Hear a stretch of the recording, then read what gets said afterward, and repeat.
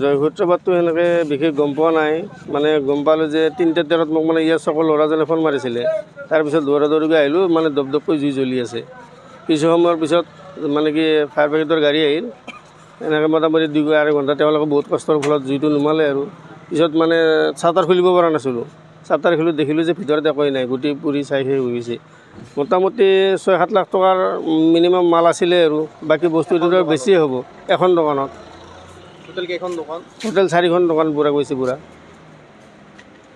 জুই নুমুৱা গাড়ী আহিছে জুই নুমুৱা গাড়ী আহিছিল তেওঁলোকে বহুত কষ্ট কৰিছে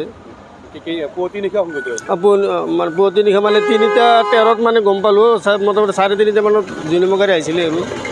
আপোনাৰ কিহৰ দোকান আছে মোৰ ষ্টেচনাৰী গেলামাল কিমান ক্ষতি হৈছে আপোনাৰ মিনিমাম 8-9 লাখ ধৰক কেনেকৈ মানে জুইটো ৰাতি 2টা-2:30 বজাত হৈছে কেনেকৈ হৈছে বুলি ক'ম এতিয়া মানে গম পোৱা নাযায় কিন্তু আমাক হঠাৎ মানে ডাম্পাৰ চালকবিলাকে যে আছে আমাৰ ৰৌমাৰীতে সাধন আছে ডাম্পাৰ চালকে আমাক মানে ৰাইজক অৱগত কৰে তাৰপৰা ৰাইজৰ মানুহে আমাৰ আহি আমাক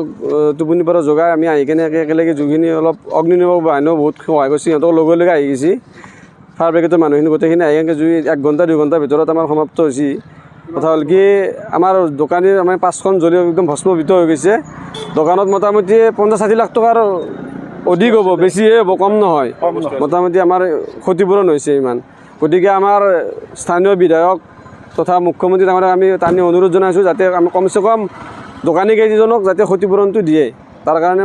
তেওঁলোকক আমি অতি আহ্বান জনাইছোঁ দোকান লৈ পোহপাল কৰি আছে আমাৰতো দোকানে মেইন জীৱিকা আমাৰ ইয়াতে দোকান লৈ পোহপাল ল'ৰা ছোৱালী আছে বহুত দুখীয়া পৰিয়ালৰ হয় গোটেইকেইটা দোকানীয়ে মানে তেওঁলোকৰ ল'ৰা ছোৱালী স্কুলত পঢ়াই আছে গতিকে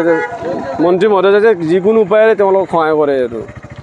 এই গাঁৱৰ যিটো মেইন চক 3আলি চক আছে সেই চকত দোকানত জুই লাগিছিলে জুইটো কি হিচাপত লাগিছে গম নাপায় শ্বৰ্ট চাৰ্কিটে নে কোনোবাই দুষ্ট চক্ৰই লগাইছে সেইটো এতিয়াও জানিব পৰা হোৱা নাই গতিকে দোকান 4খন আৰু এখন আছে ATM 5খন সম্পূৰ্ণভাৱে ভস্মীভূত হৈ গৈছে আৰু অগ্নি নিৰ্বাপক বাহিনী আহিছিলে আহি কেনে জুই নুমাৰ সক্ষম হৈছে আৰু ৰাতি 2টা বজাৰ পিছত হৈছে ঘটনাটো সেইকাৰণে ৰাইজৰ সমাগত কম আছিল সেইকাৰণে সম্পূৰ্ণ ভস্মীভূত হৈছে আৰু দোকানৰ মালিক আছিল ৰাকেশ খান তেখেতৰ কছমেটিক দোকান আছিলে তেখেতৰ আশিক চৌধুৰী আছিলে তেখেতৰো পাণ দোকান গেলামাল আছিলে আৰু লগতে মটলে ভেলী পাণ দোকান আছিলে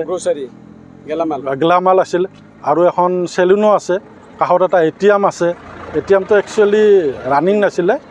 উঠাই নিছিল আজি 2 মাহমান আগতে উঠাই নিছিল মানে সম্পূৰ্ণভাৱে ভস্মীভূত হৈ গৈছে আৰু সকলো ক্ষতি প্ৰায় 50 লাখমান টকাৰ বস্তু সামগ্ৰী ক্ষতিপূৰণ হৈছে গতিকে আমাৰ মুখ্যমন্ত্ৰী মহোদয় সকলোৰে মৰমৰ মামা তেখেতক অৱগত কৰাৰ আমাৰ মানে এই মাধ্যমৰ থ্ৰু দি আমি জনাইছোঁ তেখেতে যাতে এই পৰিয়ালক সম্পূৰ্ণৰূপে ভৰণ পূৰণৰ যি ক্ষতিপূৰণ আছে আদায় দিয়াত সহায় কৰে এইখিনি